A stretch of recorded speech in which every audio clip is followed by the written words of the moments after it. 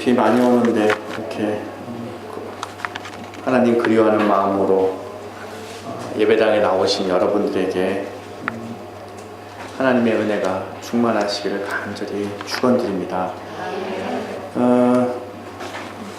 제가 한번 읽어볼 테니까 한번 잘 들어보세요. 사랑의 하나님이 우리와 함께 계십니다. 이 말이 여러분 이렇게 가슴이 와닿으세요? 이렇게 마음속으로 그래 정말이야, 맞아 이렇게 좀 와닿으세요? 사랑의 하나님이 우리와 함께 계십니다.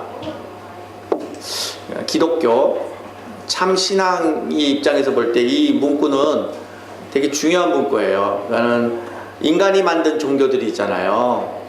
인간들이 만든 종교에서 말하고 있는 그 신하고 우리가 믿고 있는 야훼, 여호와, 이 하나님과의 분명한 구분이 바로 이겁니다. 우리가 믿고 있는 하나님은 살아서 지금 우리와 함께하고 계시다는 거죠. 하나님과 교제가 가능하고 대화도 가능한 존재라는 거죠. 여기서부터 출발점이 다른 거죠. 사랑의 하나님은 우리와 함께하고 계십니다. 그리고 그 바로 밑에 단락은 또 이렇게 예수 안에 있으면 좋은 일이 일어납니다. 이런 문구가 어느 제가 교회를 갔더니 한국에 있을 때 적혀 있었어요. 그래서 저도 두 번째 단락에서 제가 시험 들었어요.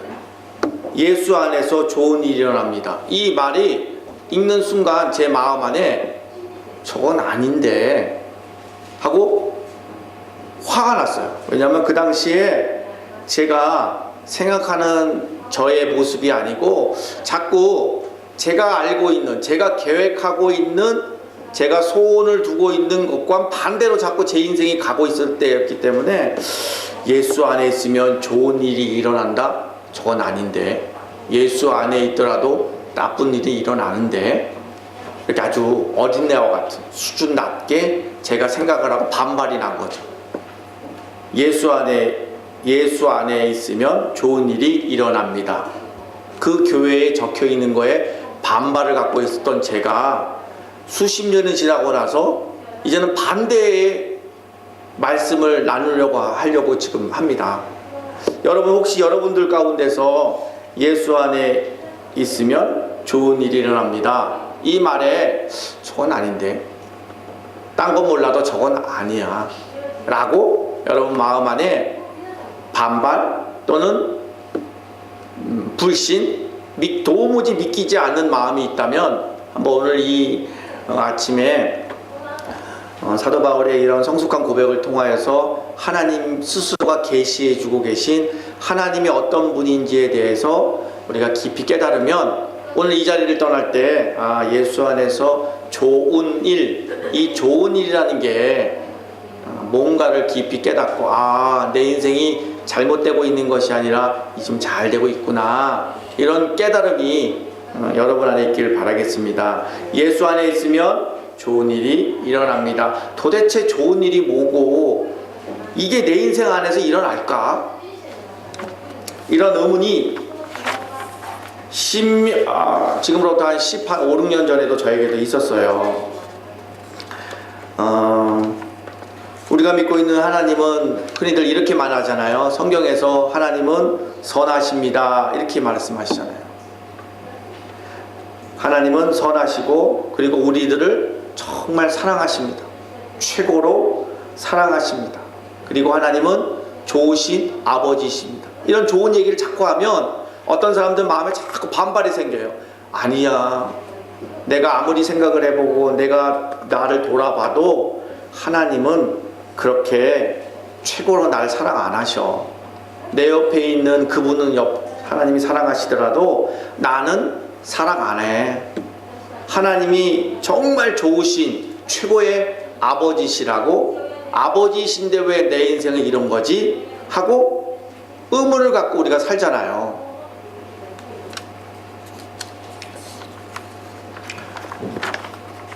이 자리에 있는 여러분들 중에서 숨기고 싶은 여러분이 가지고 있는 어려움이 있어요. 그것 때문에 누군가를 원망하고 누군가를 부정하고 그리고 나만 겪고 있다고 투덜거리면서 그 어려움 속에서 나 혼자라고 생각하면서 어렵게 하루하루 살아가는 분들도 계세요.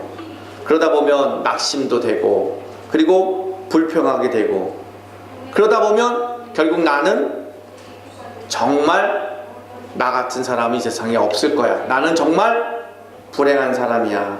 나는 저주받은 인생이야. 하고 지나온 세월들을 자꾸 생각하면서 그래, 내가 그랬기 때문에 지금 이렇게 내가 저주받고 있는 거야 라고 자기 자신을 학대하면서 살아가는 거죠. 하나님을 믿고 있고 하나님에 대해서 하나님께 예배를 드리고는 있지만 내 마음은 지금 딴 데가 있는 거죠. 이 본문은 제가 등경제일교회에 와서 여러 번 말씀을 나누었습니다. 그때는 성숙된 신앙, 장성된 신앙이라는 것은 꿈꾸지도 못하고 그저 소개하는 거, 그냥 이런 거 있습니다 라고 소개 수준이었고, 오늘은 우리가 말씀대로 살아보려고 애를 쓰는 입장에서 정말 장성된 그리스도인, 성숙된 그리스도인이 바라보는 이 세상, 그리고 장성된 신앙인으로서 나 스스로 지금 어떻게 바라보고 살아야 되는지 구체적인 그런 말씀을 나누려고 합니다. 오늘 아주 장성된 신앙인의 고백이 이렇게 나와요. 내가 그리스도를 위하여 약한 것들과 능력과 궁핍과 박해와 공고한 것을 기뻐하노니 이는 내가 약한 데에서 그때에 강함이다. 이렇게 고백을 해요. 정말 장성된 고백이죠. 아무나 이런 고백을 할 수가 없는 거죠.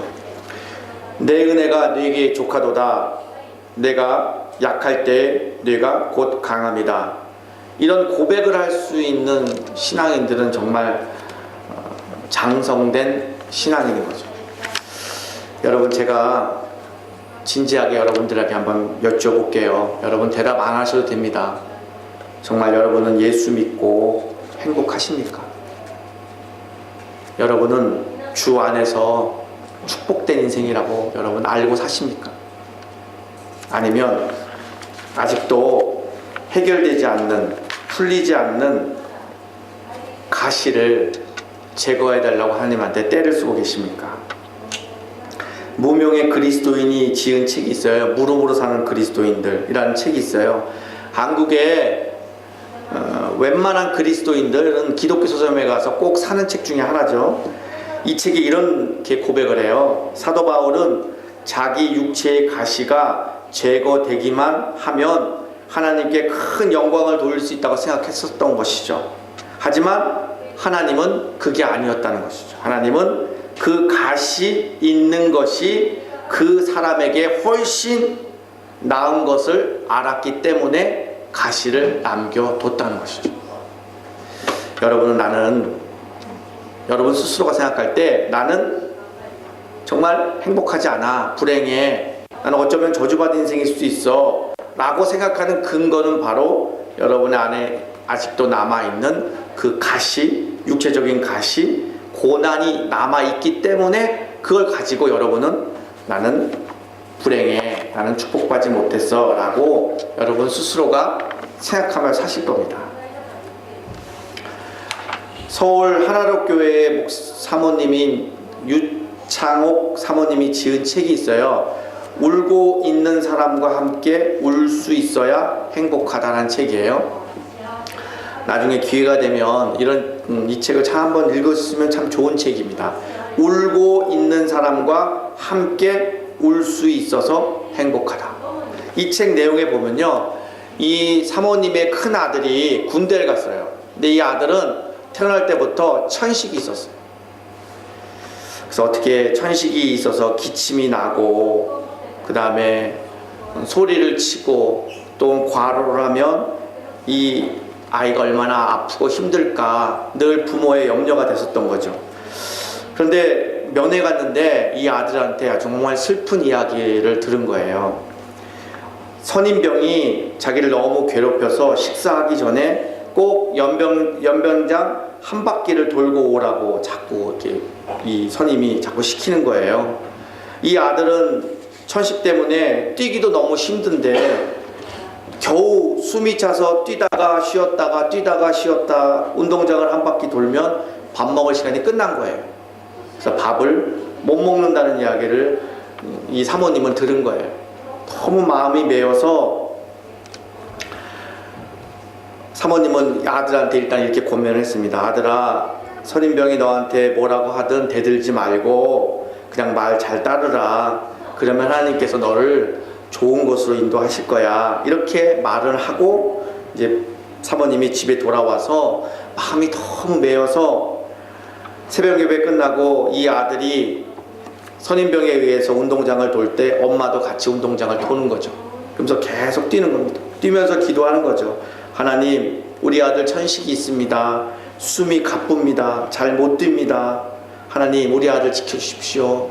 그 어려움 가운데서 하나님의 큰 뜻이 있음을 저희들이 압니다. 하나님, 인도해 주십시오. 인도해 주십시오. 계속 엄마는 운동장을 뛰는 거죠.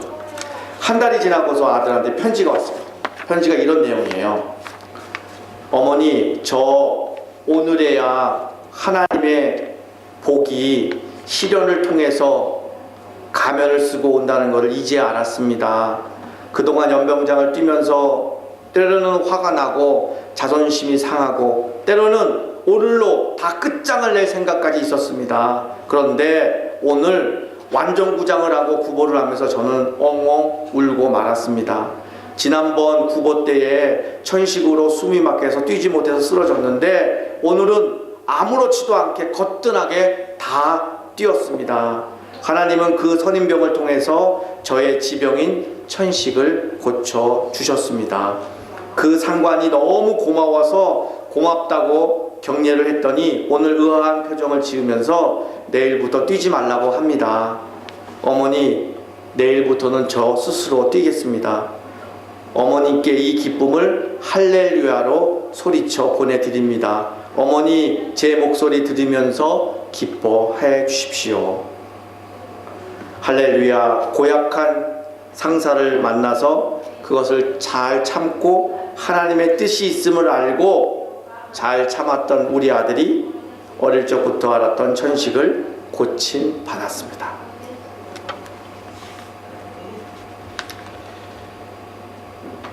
이 자리에 있는 저나 여러분이나 완벽하고 완전한 사람은 아무도 없어요. 누구에게나 남에게 말할 수 없는 약점이나 아픔이 있어요. 그것 하나 없는 사람이 아무도 없죠. 그저 그냥 없는 척 위장하거나 또는 잊어버리거나 그렇게 시간이 흘러 살아가는 것들이 우리들의 모습입니다. 하지만 오늘 우리가 가지고 있는 고민, 상처, 이 핸디캡이 무엇인지를 깊이 깨닫게 하시고 그리고 그것을 통하여서 다가오시는 하나님의 사랑이 우리들에게 말씀하시려는 하나님의 그 들끓는 마음이 오늘 본문에 숨어 있는 것입니다. 사도 바울은 위대한 사도잖아요. 모자람이 없고 부족함이 없잖아요. 목사님들 중에서도 부족함들 때문에 목회가 힘든 사람들을 만나요. 하지만 거꾸로 본인이 가지고 있는 그 아픔 때문에 더 하나님에 대해서 크게 알게 되고 영적인 세계와 4차원의 세계를 더 많이 깨닫는 분들도 계세요. 여러분도 마찬가지입니다. 똑같은 아픔이지만 그 아픔이 하나님을 만나게 되고 하나님의 축복을 받는 통로가 되는가 하면 거꾸로 그 아픔이 자기 자신을 학대하거나 자기의 인생을 그르치는 데에 쓰일 수 있다는 것이죠. 그 갈림길이 바로 오늘 여러분 앞에 놓여 있는 것입니다. 사도 바울은 3번이나 기도했다고 그러잖아요. 3번이라는 게 1번, 2번, 3번. 전에도 말씀드렸지만 횟수를 얘기하는 게 아니잖아요. 완벽하다는 거죠. 3위일치. 3은 완벽수잖아요. 사도 바울 입장에서 볼 때 하나님을 감동시킬 수 있는 완벽한 기도를 드렸다는 거죠. 그럼에도 불구하고 하나님은 됐어. 내 은혜가 네게 족하다 라고 말씀하셨다는 것입니다.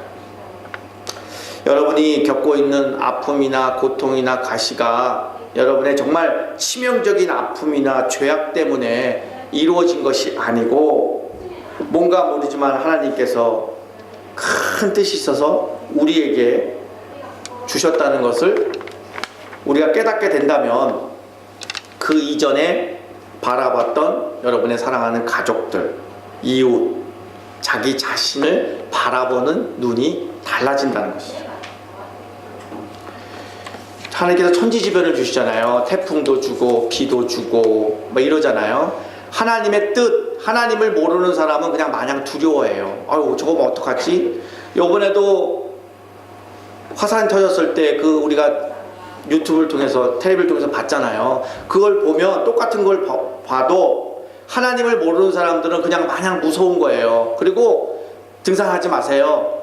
그냥 산에 가지 마세요. 그냥 마냥 두려운 거예요.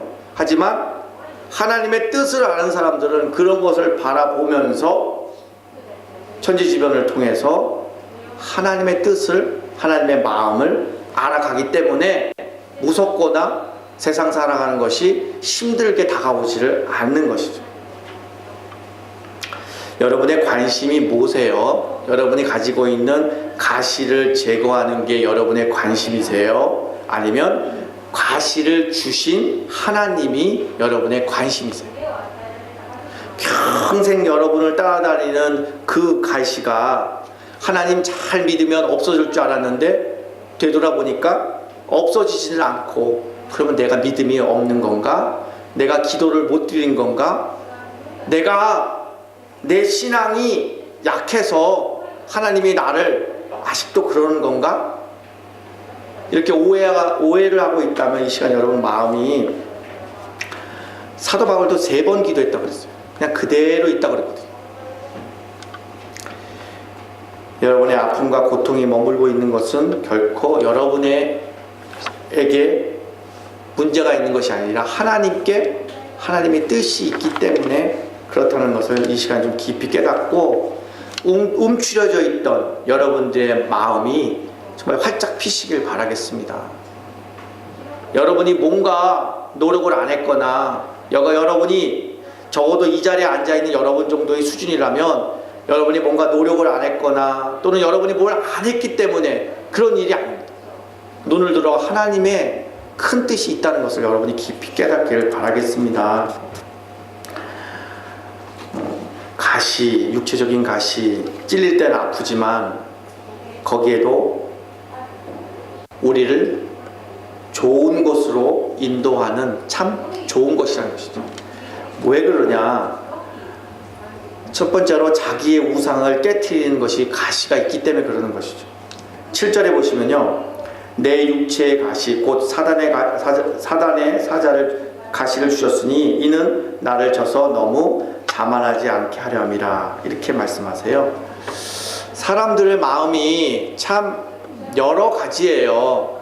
어떨 때는 교만해지고, 또 어떨 때는 너무 본인이 아무것도 할 수 없다는 것을 두려워해서 자기 스스로가 너무 자존감이 떨어지고, 이게 왔다 갔다 해요. 내 마음 나도 알 수 없어요. 환경에 따라서 내 마음이 어떨 때는 눈높이로 올라가고, 어떨 때는 너무 떨어져서 바닥이 안 보일 정도로 추락하고, 이렇게 왔다 갔다 합니다. 이 마음이 어떻게 잡을 줄을 몰라서 왔다 갔다 하는 내 마음 때문에 우리가 좀 세상 살아가기 힘들 경우가 많잖아요. 그 중심을 잡아주시려고 하나님께서 가시를 주신다는 거죠. 너무 자고하여서 마치 본인이 하나님이 된 것처럼 세상을 판단하거나 사람을 판단할 경우가 있어요. 사람이 힘을 갖추게 되면 심자랑할 수밖에 없는 거죠. 돈이 생기거나 명예가 생기거나 자리에 올라가면 우쭐해서 세상을 판단하게 됩니다. 왜 저 모양이야? 왜 저 모양이야? 자꾸 사람을 판단해요. 성경에 나와 있는 아담, 노아 시대 때 바벨탑, 다 그 핵심은 인간 안에 숨어 있는 하나님처럼 세상을 판단하고 심판하려고 했던 그 마음이 있었기 때문에 그렇습니다. 우리도 세상을 살다 보면 우리가 가끔씩 느끼잖아요. 사랑하는 가족들이랑 같이 살 때도 그렇고, 세상살이 할 때도 그렇잖아요.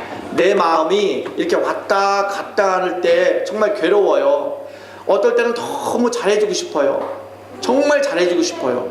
근데 막상 얼굴을 보면 막상 가시로 내 육체를 찌르는 것처럼 나에게 괴로움을 주면 또 마음이 확 바뀌어요.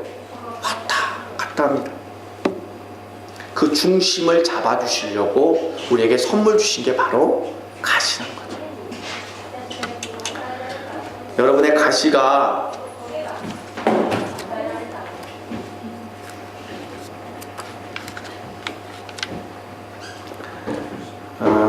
여러분의 가시가 남편이 될 수도 있고, 또 아내가 될 수 있고, 부모가 될 수 있고, 시부모가 될 수 있지만, 여러분 입장에서 볼 때 가장 큰 가시, 왕가시는 자식 아니겠습니까? 너무 아픈 거예요. 너무 아픈 거예요. 내가 배 아파서 나왔는데 부모의 은혜를 평생 갚아도 다 못 갚을 그런 녀석이 자꾸 대들고 속썩이고 찌르고, 그런 게 보통 문제가 아니에요. 이런 문제가 딱 다다르면, 그런 환경이 주어지면 정말 힘들어요. 정말 힘들어요. 제가 인도했던 기도회 중에서 무서울 정도로 광기가 어린 기도가 나오는 때는 입시 기도할 때, 고3 학력고사 하는 그날 기도할 때는 인도했던 목사님들은 그냥 못 나갑니다. 아주 땀을 몇 리터는 흘려야 됩니다. 그 앞에서 기도하는 어머니들의 기도는 광기 어린 기도, 아주 무서울 정도로 기도를 합니다. 내 아들, 시험 보는 아들을 위해서 기도해요.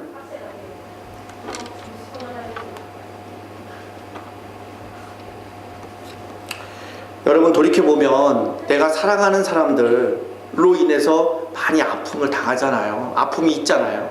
그 아픔이 결코 저주나 불행의 시작이 아니라는 거죠. 보는 시각이, 아, 하나님을 나를 사람 만들기 위해서 저렇게 주신 가시구나. 나의 중심을 잡으려고 내가 너무 교만할까봐 또는 너무 가라앉을까봐 중심을 잡기 위해서 나에게 주신 선물이구나. 그걸 깨닫고 그 사람들을 바라보면 너무 고마운 거죠. 나를 살리기 위해서 하나님이 내게 붙여주신 천사일 뿐이라는 것을 깨닫게 되는 거죠. 하나님은 우리를 너무 잘 알고 계십니다.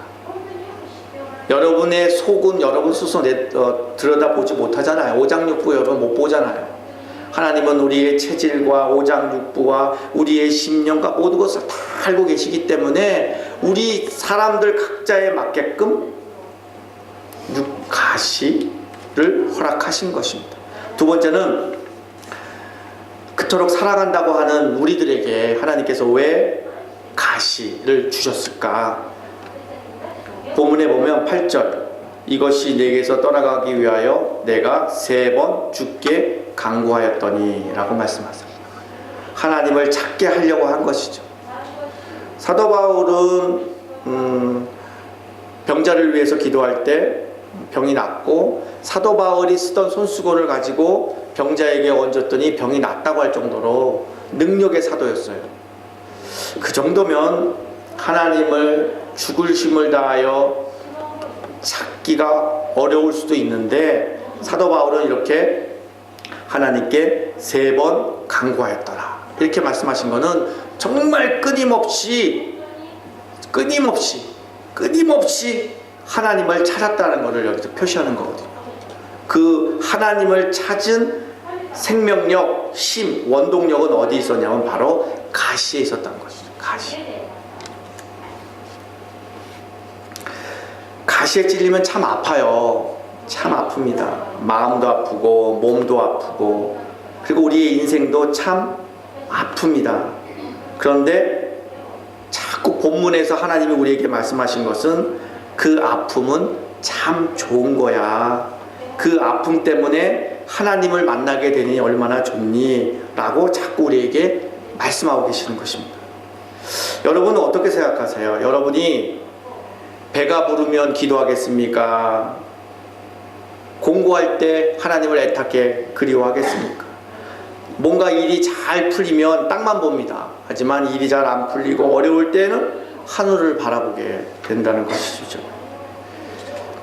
우리가 세상을 살면서 갑작스럽게 찾아오는 사고와 어려운 일들이 있잖아요. 그러면 당황하게 되고 어떻게 될지 몰라서 힘을 쫙 빠지잖아요. 지금 여러분이, 이 자리에 있는 여러분들이 나는 이런 사고로부터 어려운 일들이 나랑 아무 상관이 없어 라고 생각하지만, 이런 말들을 많이 들어놓고 하나님에 대해서 우리가 알기 시작하면 세상을 바라보는 눈도 달라지겠지만, 여러분이 그런 급박스러운 어려움을 당할 때 대처할 수 있는 능력이 생길 수 있다는 것입니다. 내 은혜가 내게 족하다, 내 은혜가 내게 족하다, 이 말씀이 사실은 어려움을 겪고 있는 사람들한테 이 말씀을 들으면 어쩌면 화를 낼 수도 있어요. 저도 그랬고, 해결책을 주세요. 어려움의 해결책을 주세요. 나 너무 어렵단 말이에요. 너무 힘들단 말이에요. 어떻게 해야 될지 해답을 주세요. 이렇게 되물을 수가 있어요. 저도 그랬었고. 그런데 하나님은 본문에서 계속 내 은혜가 내 은혜, 하나님의 은혜가 네게 족하다, 차고 넘친다 라고 얘기하면 어떻게 들으면 좀 마음이 안정을 찾는 것이 아니라 마음에 뭐가 욱 하고 올라올 수가 있어요. 아니 그게 아니라니까요. 철로역정, 좋은 번연에 쓴 철로역정, 교회 다니는 분들은 누구든지 한 번씩은 봤던 책일 것입니다. 그 좋은 번연의 철로역정이 나오게 된 배경이, 좋은 번연이 언제 이 책을 썼냐면 복음을 전하다가 감옥에 가게 됐어요. 감옥에 있을 때 속상하고 견딜 수 없는 억울함이 몰려올 때 하나님 앞에 기도를 했어요. 하나님 왜 이러십니까? 내가 딴 것도 아니고 복음 전하다가 이렇게 됐는데 왜 이러세요? 빨리 풀어주세요. 나는 감옥에 나가는 것이 하나님으로부터 받은 응답입니다. 해주세요 라고 기도했을 때 하나님께서 좋은 번연한테 이렇게 얘기했대요. 내 은혜가 하나님의 은혜가 네게 족하다. 하나님의 은혜가 네게 족하다. 내 은혜가 네게 족하다. 이 말씀을 3번 반복해서 듣고 좋은 번연이 큰 깨달음이 있었던 거죠. 아, 내가 감옥에 있어야 될 이유가 있고 감옥에 있을 때 이 공고함을 통해서 하나님의 그리움, 하나님을 너무 알고 싶어하는 그 마음을 주시는 거구나. 그 깨닫고 잠잠히 그의 마음을 하나씩 하나씩 적어 내려간 것이 바로 불후의 명작 철로역정이 나오게 된 계기입니다. 저나 여러분이나 영적으로 깨어나서 정말 하나님을 그리워하고 하나님의 뜻을 정말 찾고 싶어하는 그때가 언제냐? 바로 가시로 찔림을 받아 너무 아픔을 느낄 때, 그때가 바로 내 은혜가 네게 족하도다 라는 하나님의 마음이라는 거죠. 그러면 자꾸 인본주의, 인간중심, 내중심, 하나님을 모르는 자들은 자꾸 아니 그거 말고요, 당장 내게 이 문제를 풀 수 있는 정답을 달라니까요 라고 하나님한테 자꾸 투정을 부리는 거죠. 그럴 때마다 하나님께서는 우리들에게 이렇게 말씀하십니다. 내 은혜가 네게 족하도다. 3번째로 하나님이 자꾸 우리에게 가시를 주는 이유는 우리를 살리려고, 우리를 도와주시려고, 우리를 온전하게 하기 위해서 그러시는데, 그 온전하고 우리를 시험에 들지 않게 하기 위해서 주시는 바로 교만하지 않게 하기 위해서 우리에게 육체의 가시를 주시는 거죠. 내 은혜가 네게 족하도다.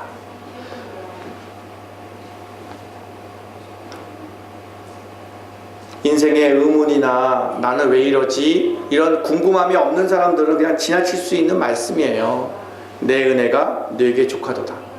그냥 좋은 말씀이고 하나님이니까 이런 말씀 하시지. 내가 이렇게 나처럼 속썩이고 당장 내일 풀어야 될 이런 문제를 갖고 있는 나에게는 어울리지 않아 라고 이렇게 거부시할 수도 있어요. 하지만 어느 날 고난을 겪고 나서 똑같은 말씀을 들었지만 그 말씀이 나를 향하신 말씀인 것 같고 내게 찔림이 있고, 그리고 하나님의 실존, 살아계신 하나님의 숨결을 느끼기 시작하는 거죠. 제가 한국에 있을 때 이런 얘기 들었어요. 초년 성공은 인생을 실패한다.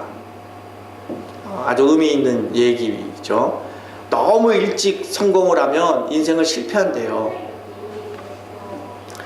실패 없이 승승장구하는 사람들, 일찍 성공한 사람들, 한 번도 아파보지 않은 사람들, 평생 영원히 한 번도 병원 가지 않는다고 장담하고 살아가는 사람들, 이런 사람들이 사실은 위험한 사람들인 거죠. 이런 사람들은 마음이 자만하기 쉽고 자기가 하면 다 될 줄 알고 살아가는 거죠.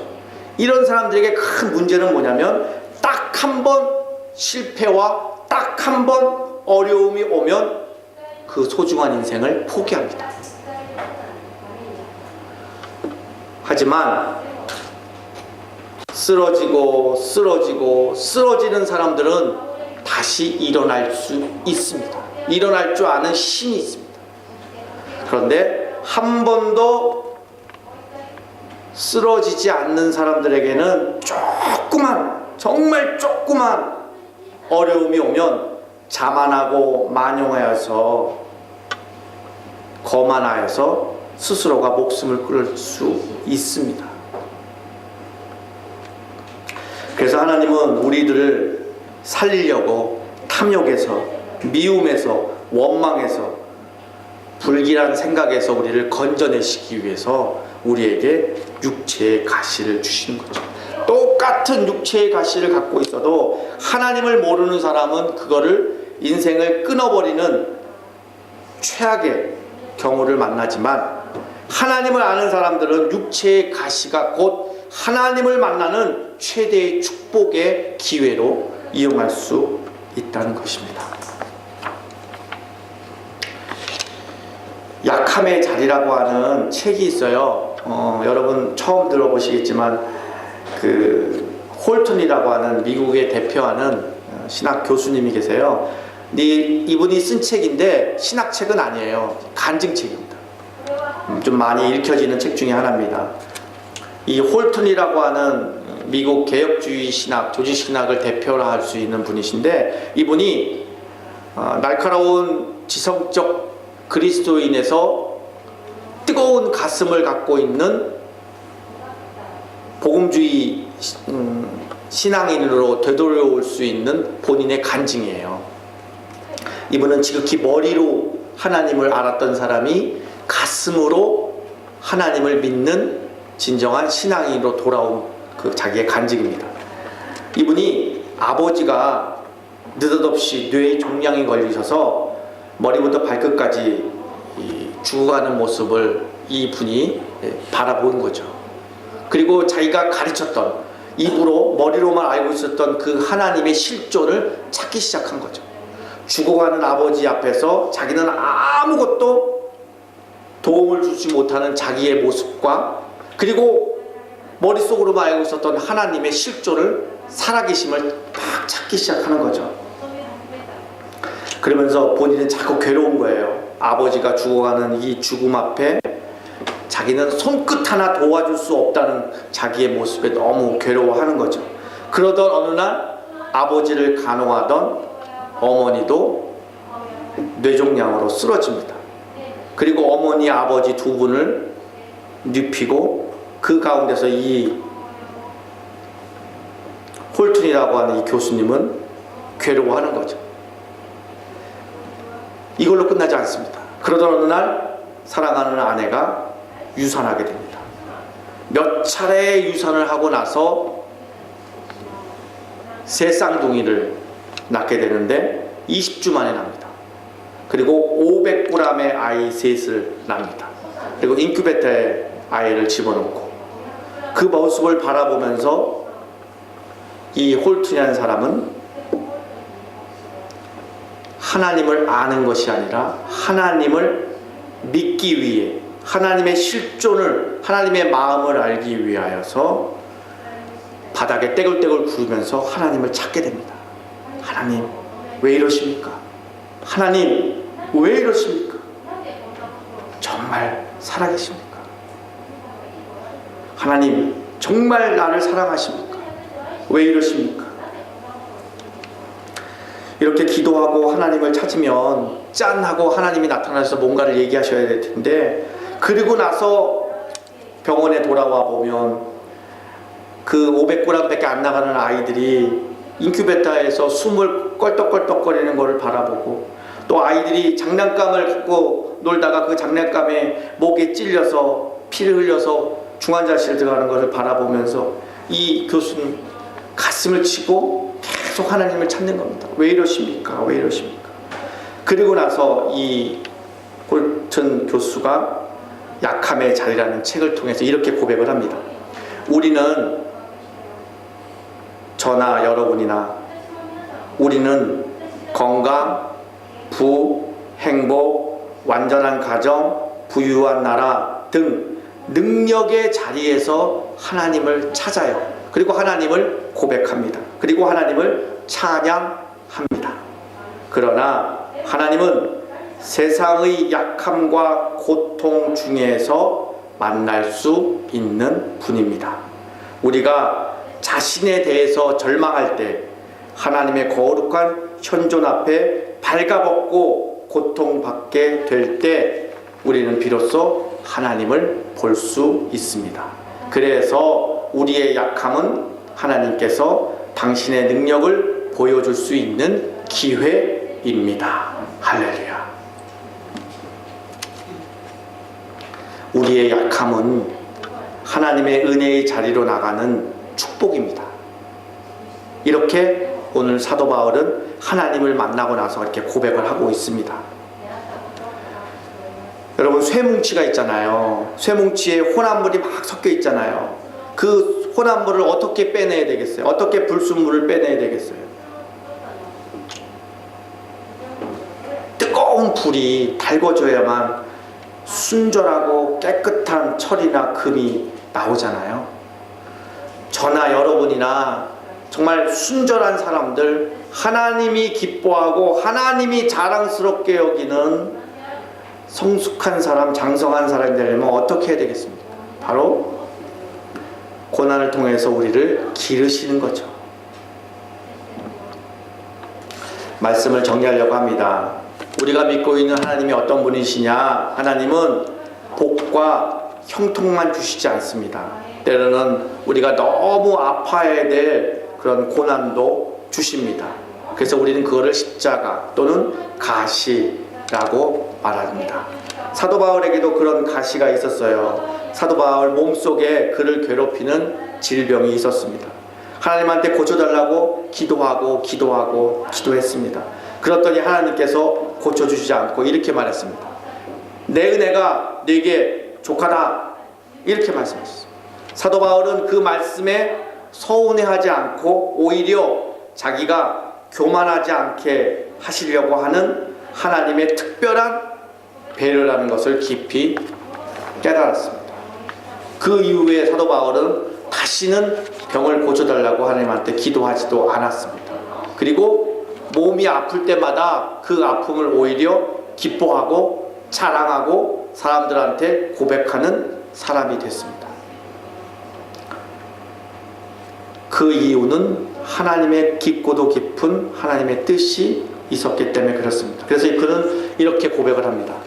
내가 약할 때, 사도 바울이 약할 때에 그때 내가 강함을 느꼈다 라고 고백을 합니다. 여기 있는 여러분들 누구든지 건강하고 복되고 형통하기를 바라고 하나님을 믿고 있습니다. 그런데 하나님은 그런 복을 주시기를 원하시고 계십니다. 근데 그 복을 감당할 사람들을 찾고 계십니다. 그 복을 감당할 사람으로 하나님께서는 우리를 지금 기르시고 계신다는 겁니다.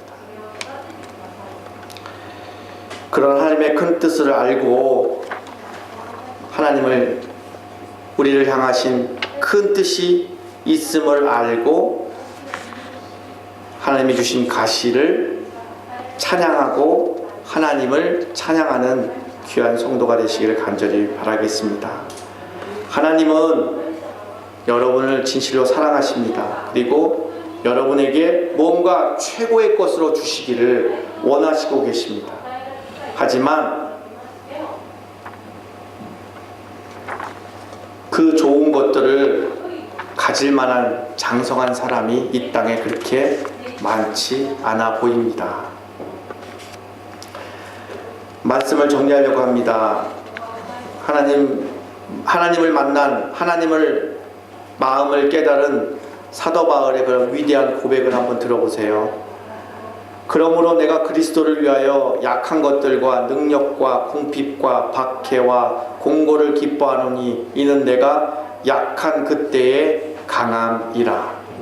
이런 성숙한 고백이 저와 여러분 입에서 나오기를 간절히 축원드립니다. 기도드리겠습니다.